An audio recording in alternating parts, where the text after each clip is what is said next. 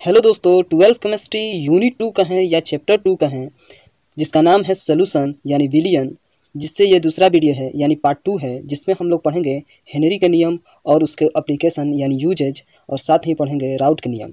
तो जब video open कर दिए हैं तो कुछ सीख कर जाइएगा, तो वीडियो में अंत तक बने रहिएगा, चैनल को सब्सक्राइब करिएगा। और आइए शुरू करते हैं हम लोग वीडियो हेनरी लॉ से।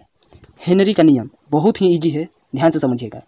हेनरी सर ने हम लोगों को बताया कि स्थिर ताप पर किसी भी गैस की द्रव में विलयता अर्थात घूमने की क्षमता दाब के समानुपाती होती है। अर्थात उन्होंने कहा कि P is directly proportional to X, जहाँ P क्या है बाहरी दाब है और X क्या है गैस की द्रव में विलयता। इसे हम लोग एक फिगर के माध्यम से समझेंगे कि एक बीकर है जिसमें हम लोग आधा जल लिए हैं, आधा द्रव लिए हैं, कोई भी लिक्विड लिए हैं, और यहाँ पर कोई भी गैस हो सकता है। यहाँ पर O2 हो सकता है, CO2 हो सकता है, N2 हो सकता है, कोई भी गैस हो सकता है। और इसे जब हम लोग एक पिस्टन के माध्यम से दबाव आरोपित करेंगे तो ये अधिक मात्रा में घुलेगा, यानी जितना हम लोग दबाव इस पर लगाएंगे उतना ही अधिक मात्रा में इसमें गैस द्रव में लिक्विड में घुलेगा। और उन्होंने इसी के संबंध में एक ग्राफ दिया था जिसका आरेख स्ट्रेट लाइन प्राप्त हुआ था, जिससे पता चलता है कि जितना ही दाब बढ़ेगा, जितना ही किसी द्रव पे गैस का दाब बढ़ेगा उतना ही विलयता बढ़ेगा, अर्थात इसका मान स्ट्रेट लाइन प्राप्त होगा। किंतु उसी समय हेनरी के मित्र जोन्स डाल्टन ने स्वतंत्रतापूर्वक यह निष्कर्ष निकाला कि ध्रुवीय विलयन में गैसों की विलयता गैस के आंशिक दाब पर निर्भर करती है, चाहे निर्भर होती है। पर इन चीज़ों में कुछ चीज़ों को बारीकी से समझेंगे। पहले लाइन में बोल रहा है कि उसी समय हेनरी के मित्र, उसी समय किस समय, जब हेनरी प्रयोग कर रहे थे तब उसी समय उसी टाइम पीरियड में डाल्टन भी प्रयोग कर रहे थे। और उन्होंने इन दोनों के प्रयोग में इतना अंतर था कि हेनरी साहब अपने बीकर में एक पिस्टन के माध्यम से दाब आरोपित कर रहे थे, पर डाल्टन साहब ऐसा कुछ नहीं किया। जो गैस के नेचुरल दाब होता है, जो एटॉमिक प्रेशर होता है, वातावरण का जो दाब होता है, उसी के आधार पर उन्होंने बताया कि ध्रुवीय विलयन में गैस की विलयता गैस के आंशिक दाब पर निर्भर करता है। जो गैस के द्वारा दाब आरोपित किया जाता है द्रव के सतह पर, लिक्विड के सतह पर, विलयन के सतह पर, उसी के आधार पर उन्होंने बताया कि P is directly proportional to X, P समानुपाती X। P क्या है यहाँ पर आंशिक दाब है और X क्या है मोल अंश है, गैसों का मोल अंश है। ठीक, तो यह निष्कर्ष निकल कर आया कि P is directly proportional to X, P समानुपाती X। तो यहाँ पर समानुपाती का चिन्ह हटता है, तो आप जानते हैं कि ये कांस्टेंट की ज़रूरत पड़ती है, तो वो कांस्टेंट लगाते हैं। तो वो कौन सा कांस्टेंट होगा, हेनरी कांस्टेंट। तो हो जाएगा P बराबर, यहाँ पर P बराबर हो जाएगा KH इंटू X, जहाँ P आप जान चुके हैं कि आंशिक दाब है और X मोल अंश है और KH हेनरी नियतांक है। ठीक है, देखिए कोई भी सब्जेक्ट आसान नहीं होता है और कोई भी सब्जेक्ट कठिन नहीं होता है, बस चीज़ों को उनके एक एक पॉइंट को समझना होता है। और समझते चलिए, एक ऐसा समय आएगा कि अंततः आप केमिस्ट्री पर चाहे कोई भी सब्जेक्ट पर कमान बना सकते हैं।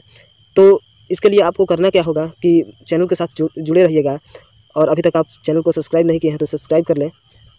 तो आइए फिर अपने अगले पॉइंट पर चलते हैं, और जो अगला पॉइंट है वो है हेनरी के नियमों का उपयोग।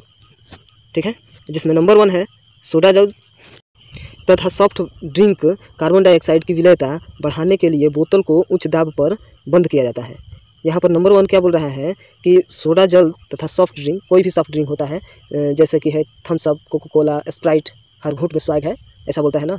तो इनमें कार्बन डाइऑक्साइड की मात्रा बहुत ही अधिक मात्रा में मिलाया जाता है, जो कि उच्च दाब पर मिलाया जाता है। इसलिए बोतलों की दीवारें, मतलब कि बोतल बहुत ही मोटा और मजबूत बनाया जाता है, ताकि उस दाब को, उस उच्च दाब को सहन कर पाए, ताकि उसमें कार्बन डाइऑक्साइड की अधिक मात्रा मिलाई जा सके। ठीक है, और हेनरी के नियम का उपयोग में नंबर 2 बोल रहा है कि अधिक ऊंचाई पर ऑक्सीजन के आंशिक दाब सतही स्थान की तुलना में कम होती है। अर्थात पृथ्वी से ऊपर जाइएगा या नीचे आइएगा तो यहाँ पर ऑक्सीजन का आंशिक दाब कम होता जाएगा। अतः इस जगह पर रहने वाले लोग और पर्वतारोहक, जो पहाड़ पर चढ़ने वाले लोग होते हैं, उनके रुधिर में ऑक्सीजन की सांद्रता कम होती जाती है, जिससे वो उनका शरीर कमज़ोर हो जाता है और वह स्पष्टतः सोच नहीं पाते हैं। और इन लक्षणों को एनक्सिया कहते हैं। कम सोचने की लक्षणों को एनक्सिया के नाम से जाना जाता है। तो ऐसे प्रश्न आपके बोर्ड एग्जाम में 2 नंबर के लिए आते हैं, तो इन चीज़ों को अच्छे से समझ लीजिएगा। एक बार फिर वीडियो रिपीट करके देख लीजिएगा, नहीं तो स्क्रीनशॉट ले लीजिए।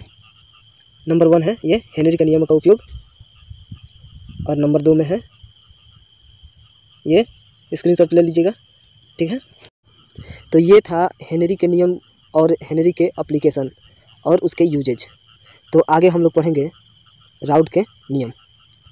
राउट के नियम में क्या बोल रहा है कि वाष्पशील द्रव के विलयन में प्रत्येक घटक का आंशिक वाष्प दाब उसके मोल अंश के समानुपाती होता है। अर्थात किसी विलयन में जितने भी घटक होते हैं, जितने भी घटक पाए जाएंगे, उसका मोल अंश के समानुपाती होंगे।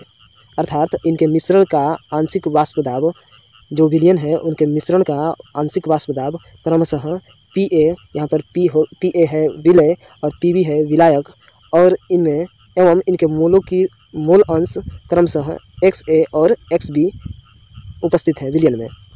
तो विलयन का कुल दाब अर्थात P टोटल बराबर हो जाएगा राउट के नियमों अनुसार PA directly proportional to XA, अर्थात प्रेशर ऑफ विलय is directly proportional to mole अंश ऑफ विलय, या प्रेशर ऑफ विलायक समानुपाती मोल अंश ऑफ विलायक, ठीक है। तो राउट के नियमानुसार कि ठोस पदार्थ की द्रव में विलयनों का वाष्प दाब बोल रहा है कि शुद्ध द्रव की सतह पर केवल द्रव के अणु ही उपस्थित होते हैं, जबकि जब विलायक में अवाष्पशील विलय जैसे चीनी, नमक, यूरिया मिलाया जाता है तब क्या होता है, तो विलयन बनता है। जब विलायक में चीनी, नमक, यूरिया आदि चीज़ें मिलाएंगे तो इस जो मिक्सचर बनेगा उसे विलयन कहते हैं, और यह एक निश्चित ताप पर विलायक का वाष्प दाब उसके विलयन से अधिक होता है। यानी किसी विलयन का विलायक का वाष्प दाब उस विलयन के वाष्प दाब से अधिक होगा, क्योंकि विलयन में बहुत से अवाष्पशील पदार्थ घुले होते हैं। क्योंकि शुद्ध विलायक के सतह पर, यहाँ पर वही चीज़ें लिख रहा है कि शुद्ध विलायक के सतह पर वाष्पित होने के लिए अणुओं की संख्या अधिक होती है, किंतु विलयन के सतह पर अवाष्पशील उसके साथ भी मिले होते हैं, जिसे हम लोग आगे फिगर के माध्यम से समझेंगे और अच्छी तरह से।